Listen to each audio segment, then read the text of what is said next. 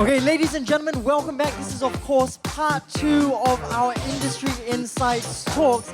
And just for my own knowledge, can I just see who attended day 1? Who came to the Seek Better Korea Festival yesterday? Okay, 1 person, 2 people. Okay, so is everyone else new here? Is that correct? Everyone else is new? First time? Okay, so for those of you who are new, of course, there are some 1,000 plus job opportunities outside. We're looking at some 60 of Singapore's top hirers as well. Have you all had a chance to kind of wander about and take a look? I mean, a vast number of industries are of course represented. I saw biomed, there's hospitality, some buildings, some concrete companies as well. So afterwards, if you're still interested, please go check out. There are so many opportunities outside. And then of course, they're the ones organized by Job Street. They're the interview pods where you can kind of practice having a 5-minute pitch. There's the resume clinic as well. I know you've just heard about tailoring, how you can tailor your resume, and perhaps you also want to then check out that resource. There's Korea Life Coaching just there to my left, and of course behind the very popular CV photo booth as well. Is anyone who's taken their CV photo? Anyone yet? Or is the line too long? Okay, maybe the line is a bit too long, so hopefully it'll shorten throughout the day as well. Now, a few things, of course, about the next couple of speakers that we're going to see. The next topic, I think, is an interesting one. I'm still in school, and that means I have to do a lot of group projects, right? And perhaps one of the more complicated things about working in a group is having to deal with all of the different kinds of people, all those different personalities, right? And it can be a fine tightrope to tread, navigating, working with all those different people. So hopefully our next speaker can provide a little bit more insight onto that fact. How you can navigate, again, how you can develop strategies with working with all those different personality types, especially if they are in conflict with your own.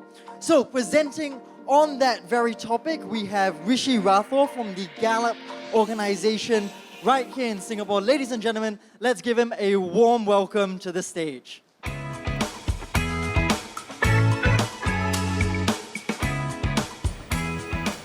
Everyone, thank you for the warm welcome. I hope I'm a little bit audible. I did tell the team that I can be a little too loud when I start emphasizing on certain points. So do bear with me. So firstly, good afternoon. I think from the past 2 days, Seek Asia has done a phenomenal job because I've also been here listening to the speakers. There's been fantastic topics, and I've learned a fair amount myself. And thank you for your attention and coming to my topic of, well, dealing with interesting personalities at the workplace. However, I gave it a little bit of a tweak because we're going to be talking about strengths. We're going to be talking about your personal power. So leveraging your strengths in the workplace interactions. Now, there were some previous speakers who had come up and they were talking about how Clifton Strengths has sort of amplified people's workplace interactions by helping them become self-aware. So that's what I will be talking about and deep diving into so that you can have a better understanding of the people that you work with. So my name is Rishi. I work with the Gallup organization. I'm going to give a bit of a deep dive introduction into what the company does shortly. But my role as a senior business solutions consultant is to work with education institutions, large corporations, and semi-government entities to help them on their human capital development objectives. So basically what I truly focus on is making sure that companies are focusing on their most important asset, and that is people, to create a thriving workplace or a thriving campus within education institutions. Now, how do we do this? We do this through a variety of different practice areas, like employee engagement, employee experience, manager and leadership development, culture transformation, and the cynosure of today's topic, which is through strength psychology and organizational context. Now, one of the things is, you know, when we examine workplace interactions, what we're potentially looking at is an amalgamation of interpersonal skills, empathy, and communication strategies. Now, you guys have, of course, been to the library and you've seen a lot of management and self-improvement literature, which basically talks about or provides valuable suggestions around active listening, resolving conflicts, well, appreciating differences, setting boundaries between people. But what if I told you that there is a tool out there that can potentially amplify all of this and also fast-track the process of creating greater team cohesion, fostering powerful partnerships, and also building greater rapport with the people that you work with. And that's where we introduce Clifton Strengths. Now, that is a completely transformative tool that is empowering millions of people, even as I deliver this presentation to you, by boosting their self-confidence and by, regardless of what context or where they're from or what they're doing. You could be students, managers, leaders, but it's applicable to everyone. So some of you may have possibly come across Clifton Strengths through your organization, your managers, or your education institutions. But if you haven't, this is going to be an eye-opener for you as you transition into the workplace or as you look for a new job opportunity. So let's dive into it. Okay, so before I begin any of my presentations and start sharing information, I like to do a little bit of a warm-up activity. This is just to get our brain juices flowing and also to set the foundation of the presentation that I'm going to share with you all today. So I do want you to participate. There's 3 questions. 2 of the questions are around true and false. So just raise your hands if you think it's true. And one of the questions is a multiple choice question. And I would encourage you to participate, raise your hand if you can guess the answer right. Very basic psychology one-on-one questions. I know it's almost the end of the day, it's a Sunday, but I would like you all to be a little bit more enlightened. So are you ready to participate? Can I get a yes, please? It's still subtle, but we'll do the second activity and make you more enthusiastic. All right, let's start with the first question. Very straightforward, very simple. Positive psychology is the study of positive emotions and happiness, focusing solely on the bright side of life. True or false? If you think it's true, raise your hands. We've got only 2 hands. So I assume rest of you don't know the answer, you think it's false? Any more hands? For true? Actually, the answer is false.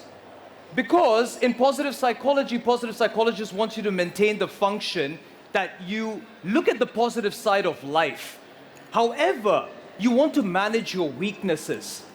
You see, in our workplace and education institutions, everybody is there putting you through programs that want to solve weaknesses.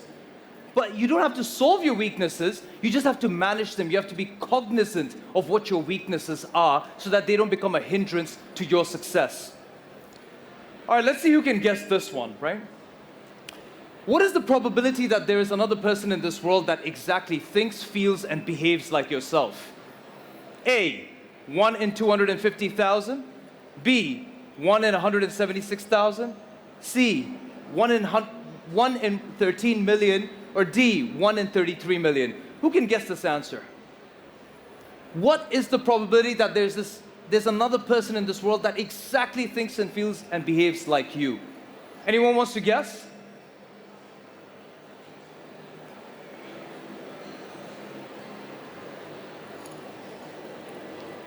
I mean, there is a right and wrong answer to this. Anyone wants to guess? C? Okay, well, at least somebody's spoken up. Anybody else wants to guess? Miss, how about you? What do you think it is? Which one? B? Okay. D? Interesting. Any more before I move on, because we're pressed for time? Miss, yourself, you're smiling there. It looks like you know the answer. A? Well, you sir got it right. It's 1 in 33 million. You know what's interesting? There is only one person like yourself on this entire planet. Now, you might come across people who share similar opinions, beliefs, or even behaviors like yourself. However, to find an exact replica of who you are is exceedingly remote. And what does this mean? Because we as human beings are such complex creatures that even small variations in circumstances or our experiences will completely mold and change the perception of how we see the world. So understand that when you walk into the room, there is nobody else like you except yourself. And when you do the mathematical calculation, regardless of there being almost nearly 7.5 billion people on the planet, if you do the math, you will see that this calculation right here shows you that there aren't even that many people on the planet. So that means there's only one person like you. All right, the last question before we finish this warm-up activity. Focusing and solving weaknesses is the first step towards personal development. True or false? The answer is in the question itself. Focusing and solving weaknesses is the first step towards personal development. True or false? Anybody wants to go for this? Yes, ma'am. False? Well, she got it. Absolutely, it is false. A lot of the therapists focus, when you have issues, a lot of the therapists will focus on removing dysfunctions out of your personality. But actually, you know what the truth is? Through 5 decades of research, Gallup scientists have found that if you focus and amplify your strengths, you can be in a better state of mental disposition, your well-being will enhance, and if you focus on your strengths continuously on a daily basis, you will have far much more motivation to perform better at work, rather than focusing always that my aunt or my uncle or my friend said that I need to be working on these deficiencies in my personality. And I think one of the easiest examples I can give you is if you follow Elon Musk, he's got schools set up for his own kids who only focus on one particular talent. So this explains why the world's best are significantly focusing on what you do right as opposed to what you are fixing your deficiencies. All right, I'm going to skip this one because we are pressed for time, but I will go straight into about the Gallup organization. A lot of people don't know what Gallup does because we're sort of a hidden entity on this planet, right? We're at the back end doing a lot of significant research. But very quickly, so the Gallup organization has been around for nearly a century, right? One of the things I can tell you with conviction is that the Gallup organization knows far much more about how people naturally think, feel, and behave as compared to any other company in the world. We've also got scientists working in the field of neuroscience, management, sociology, psychology, and statistics, continuously and ceaselessly contributing towards the development of mankind, right? So one of the things is, if I were to broadly tell you what Gallup does, there's 3 things. If I was walking down the street anywhere in the world, people will know Gallup as a world polling company. And the reason is because we capture the sentiments of people from over 150 countries worldwide. Second is, if all the learners over here and the voracious readers who enjoy reading, and especially in the space of psychology and neurosciences, Gallup has published over 1,000 articles and 15 books into people's behaviors and positive psychology. Majority of these articles are available to the general public to read at their own disposal, at their own time. So I highly encourage, if you are into that field, if you would like to understand yourself and other people better, we've got concrete research available to you at free of cost. And finally, there is management consulting. Now, through all of this data, what do you do with this data? So we've actually created instruments, scientifically backed instruments, to help managers, leaders, to improve one thing, and that is workplace interactions between people. And one of the biggest issues that we face in interacting with people is simply boils down to communication. Because at the end of the day, if the manager is not communicating effectively with their direct reports, or you are not having the right communication with the people that you work with, you're going to be disengaged and more likely to leave the organization. It boils down to that simple fact and that simple element that we want to improve all across the world, but really fast. So I want to introduce you to this gentleman here. This is Dr. Daniel Kahneman. It's really important that we all know who he is. This man is a Nobel laureate in the science of behavioral economics. He's also a Gallup chief scientist and a partner to the organization who's been contributing towards this field of behavioral sciences for many decades. And I'll tell you something interesting here. He wrote that book called Thinking Fast and Slow. I'm not sure if any one of you have read it, but it talks about system 1, system 2 thinking of our brain. The primitive side of the brain and the logical side of the brain. And it's very interesting that him and a bunch of other behavioral scientists who are studying in that field, found that 70% of the decisions we make in our personal and professional lives are based on emotions. Now, you'll be like, how? I thought we were rational creatures. Absolutely, you're not wrong for thinking that. Because classical economics, at the times of Keynesian economics and classical assumptions, think that we are perfectly rational creatures, that we make decisions based on rationality. And that's absolutely incorrect. We actually make decisions of the people who we like based on biases, based on bounded rationality, based on how we perceive the world. So this has become now fundamental and is seeping into various different industries, be it finance, be it education, be it AI, because that's how important it's become. So 70% of the decisions that we make are based on our emotions, and more so with our subconscious mind. Now, why is this important? Well, it's important because now that we know the elements associated with behavioral economics, such as bounded rationality, behavioral biases, we can use tools like Clifton Strengths that I'm going to introduce you to so that you can mitigate potential challenges that you have within your home, within your education institution, within your workplace immediately. And if you're a manager or a leader here, or you choose to transition into that position, you will have a language that's highly individualized to understanding what the needs of the person are that you're speaking with. And I'll be getting into this very shortly. All right, another activity. Now, ladies and gentlemen, I'd really like you to participate. I know it's almost the end of the day. It's Sunday. Nobody wants to be here. Everyone wants to be home and relaxing. But this is an important activity because this is going to be showcasing your power and what potential you have in this world through something that we call talents. Are you ready to participate? Can I please get a yes? Okay, thank you very much. All right, let's start. All I need you to do is, I want you to, as I vocalize each one of these little behaviors, I want you to raise your hand to the behavior that resonates with you. But at the same time, have a look around to the people who are not raising their hands to that same behavior. And then we'll come to a consensus towards the end of this activity. All right? So raise your hand if you always join the meetings 5 minutes in advance.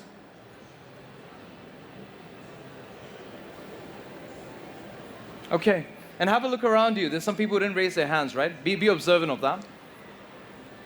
Raise your hand if you can easily spot mistakes. I can't, so I always run it through my manager. Some spelling mistakes and things. All right? Raise your hand if you can easily share your honest opinion.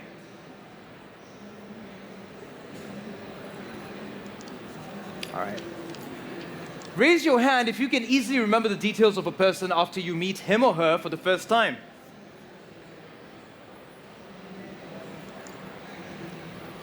Raise your hand if you have a color-coded or organized wardrobe.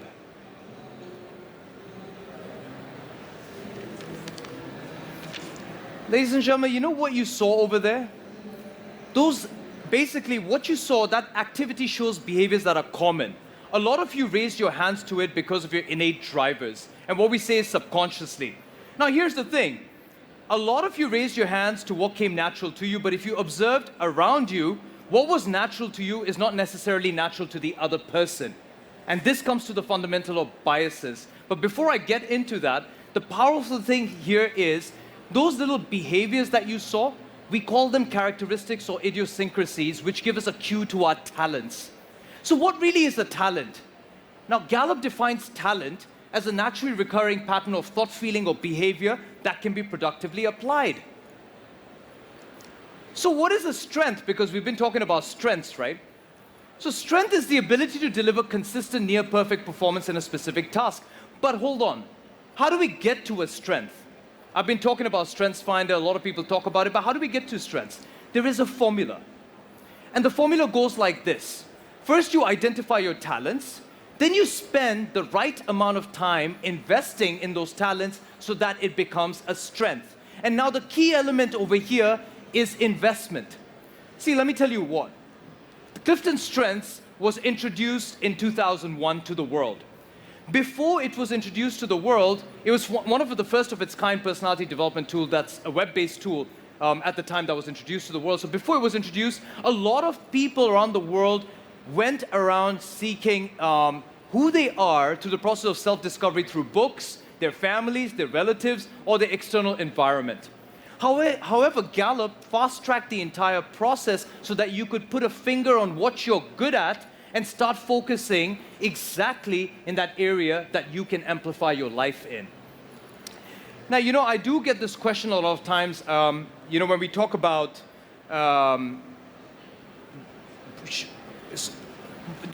you know, what buckets are we to fill as opposed to the buckets that we don't fill? Now here, I just want to go back to that first point about talking about weaknesses.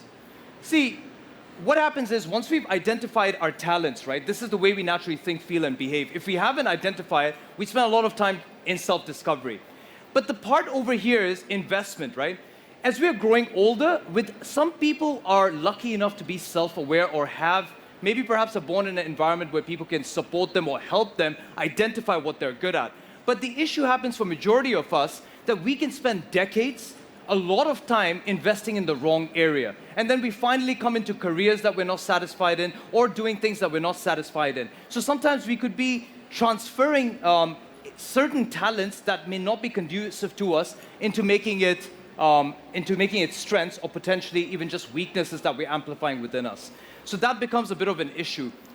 Anyways, now talking about Clifton Strengths as an assessment, right? So what does it do and how does it help? So firstly, Clifton Strengths measures the presence of talents in 34 themes. Now this is how it goes, right? This is a web-based assessment it takes you about 30 to 40 minutes to complete.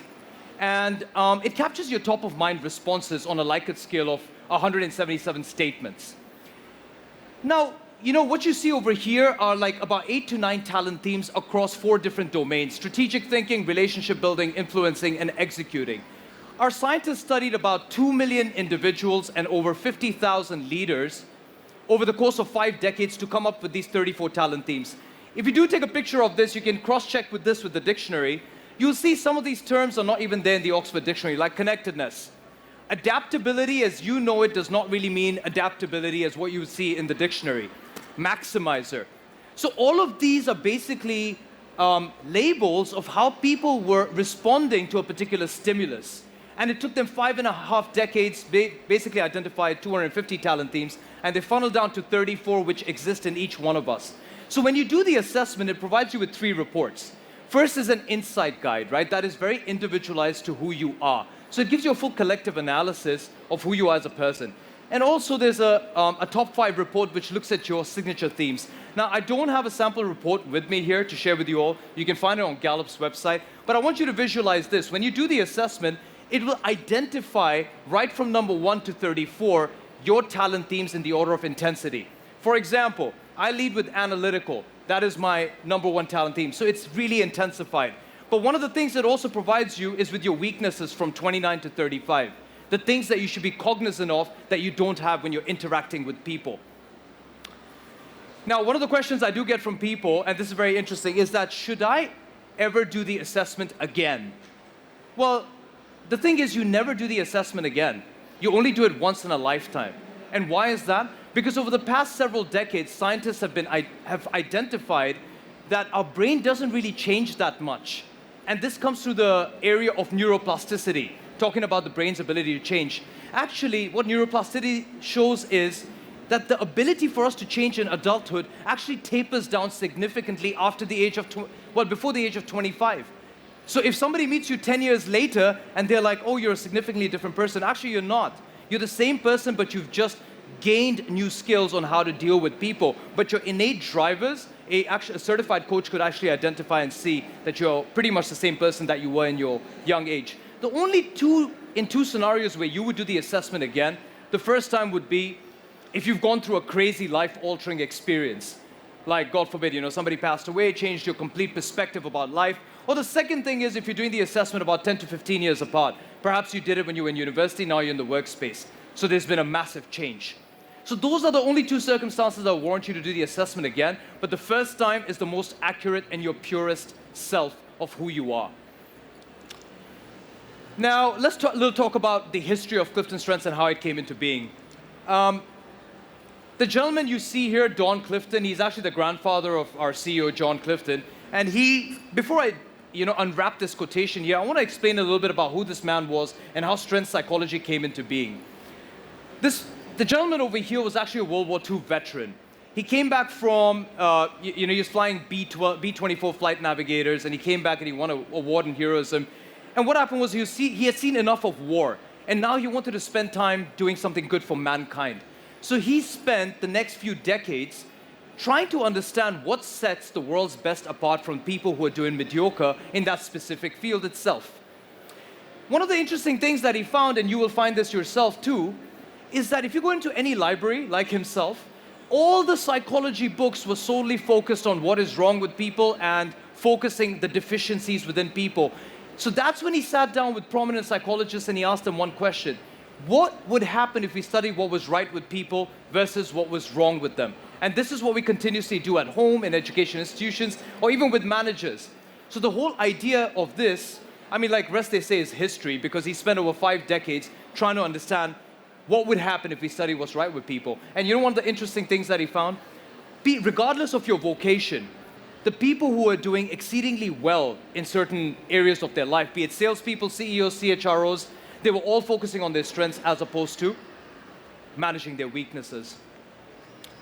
So why Clifton Strengths? Now, I'm pretty sure all of you are aware of a multitude of tools out there in the market. There's MBTI, there's VIA Strengths Character, there's Enneagram, there is DISC, and all of these are wonderful tools. They're fantastic tools, and I know coaches, I mean, we've got over 10,000 strengths coaches globally practicing strengths, but they use an amalgamation of both to support citizens, students, managers, or even leaders. But one of the things, what sets Clifton Strengths apart is, I'm going to give you a very easy example. When you've got a blueprint of a home that you're building, you've got your living room, you've got your, you've got your, a man cave, for the men, and then you've got the different bedrooms, and you've got your swimming pool, you've got your backyard.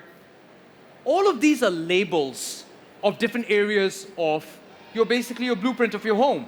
But you know what Clifton Strengths does? Clifton Strengths is all about how you paint the house, how you put the specific paintings, the kind of showpieces you put, the ambiance you create. So it actually identifies the internal essence of a person and avoids labeling people. So because humans are so complex, we don't want to put them into buckets. What we truly want to do is identify what makes us very unique at every given circumstance. So there are a few things over here. 1 and 2 I really enjoyed because Clifton Strengths creates a common language for talking about individual differences. It's also positive, constructive, inclusive, and non-judgmental. I work with almost every education institution here in Singapore, specifically schools and universities, and they all use this because it mitigates a lot of the problems that can take place in an education atmosphere, and it creates a thriving place for students as well. How so? All right, here's Rishi. I've got my lanyard, I've got my top 5 strengths, and there's Charlene, she's got a top 5 strengths. I am not looking at Charlene anymore from the biases or the preconceived notions that I have. I'm actually looking at the power that she brings and the potential partnership that I can forge with her based on her Clifton Strengths. Because immediately I get a good understanding of what the needs of this person are or what their potential blind spots are. That's why it makes it non-judgmental, inclusive, and constructive. It gives us a respectful vocabulary for talking about who people are. Instead of saying that this is the person, this is their demographics, or this is who they are. More so in a globalized world where D&I is becoming quite important, and then also creating thriving workplaces for women. It gives us a very respectful vocabulary for talking about who people are. And finally, I think for people who are managers here or leaders in organization, it elevates conversations by making them more powerful and effective. The reason is, once you know your direct reports' innate patterns, you can have a very individualized conversation with them. So these are some of the reasons Clifton Strengths becomes quite powerful and holistic in the workplaces. I don't want to go too deep into this because we are a scientific research-based organization, so we test everything. But one of the interesting things we find, and I think this is for leaders as well, right, is, okay, why use a tool if it will not have a particular impact on business performance? But one of the most important ones that we see is, we do a meta-analysis every 3 years of millions of employees across a multitude of countries and organizations around the world. And one thing we find is that employees who receive strengths-based development, coaching and development from their managers, we see 73% lower attrition in the organization. And being in management consulting, one of the things I find as case studies that when organizations come to us is that how can you reduce attrition? That's one of the first things that they keep asking us. And this goes back to this saying, people don't leave organizations, they leave bad managers. But frankly speaking, in 6 years in consulting, I don't think there are any bad managers. It's just that the managers don't have the right tools and techniques to empower their people. And that's why they have high attrition. So one of the things is when you start having strengths-based conversations, you see attrition significantly lowering in organizations. One of my favorite ones is increased citizenship, and that basically translates into being loyalty. How good would it be for organizations or employers, or even for yourself, when you are loyal to your brand because you've received strengths-based coaching? Because you feel committed to the organization and you're proud of it when you're in your external environment outside of the organization. So that's a very unique finding as well. And I don't want to go on the others because it goes without saying. So where's Clifton Strengths today? As we talk, more than 30 million people have taken the strengths. More than 700,000 students identify their strengths every year, which is great because I found out about strengths when I was 27. Now, when I look back in hindsight, I wish I had known it at 16 because I would have been far much more self-aware. We have more than 10,000 strengths coaches in Singapore itself, about 250. So if you're ever looking out for strengths-based development, there's always a strengths coach out there and in over 50 cities worldwide. So what can you start doing for Clifton Strengths, right? And for your own development? Well, firstly, I just want to say one thing. When two people do Clifton Strengths, they get into a bit of we call a theme envy scenario or a comparative analysis. I want to tell you that there is no strength that's better than the other or one that's worse than the other. When you find your strengths profile, you have to understand that combination makes you who you are and shows you your power in this world, because we said there's only one of you in this world. So don't compare with anybody. So the first step is, of course, you're going to do the assessment to identify what your talents are, followed by claiming it. Why we call it claim it? Because a lot of people get into this theme envy scenario that, oh, the person with influencing themes is far better than the person with relationship themes. It doesn't work like that. I'm talking over here, but I lead with thinking themes. A lot of thinking themes. So I've been using my strengths to cultivate the talent of public speaking. So we all can do that. We can all achieve the same goal regardless of the strengths that we possess. And finally, aiming it. And aiming it goes back to investment, that is, investing in your talents by putting a finger on what you're good at. Just very quickly, right? Before I end my presentation, I want to talk about why it's dangerous to form opinions about people and how we can potentially see the other side of the coin on the person. Have a look at this. This is how we devalue an individual in the workspace or within, say, perhaps if you're in school or if you're in university. And I'm pretty sure you must have seen this person before. He is too intense. He gets so absorbed in what he's working on that he becomes unapproachable. Now, this is one side of the coin for that person. She can be controlling. We always have to be really structured when working with her. Sometimes it feels like it's getting her way or the highway. Mistakenly devalued. He is always slow to move and react to changes we make. It's as if he gets stuck in the past. This is one side of the coin. But what if we were to appreciate these people? You see that first person who we spoke about is really intense? That person has focus as a talent theme in their dominant talent themes. They can't help but be like that. So what's the power of it?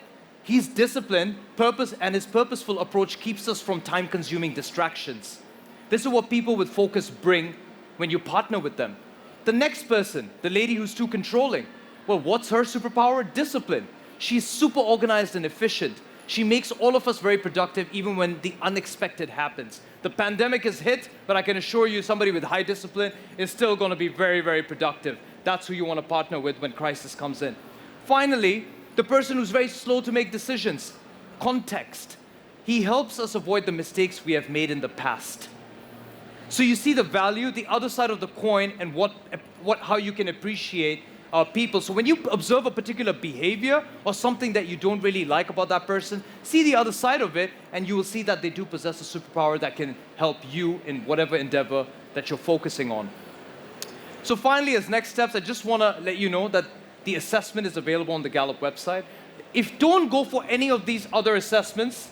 Always do your Clifton Strengths Finder Full 34 report first, because that will give you your full picture of your entire physiology and disposition and the way you see the world.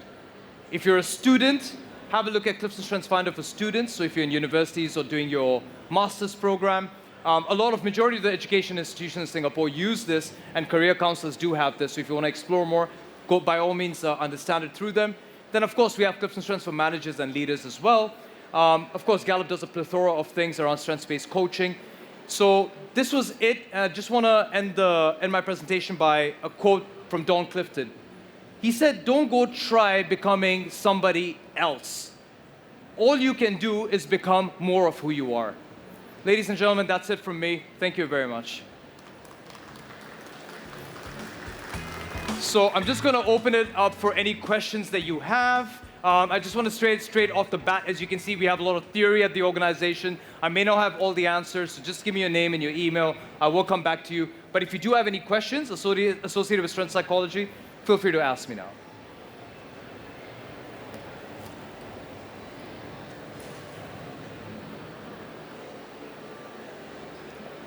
Okay then, perfect. All right, thank you very much. Thanks. Thank you very much, Rishi. Thank you.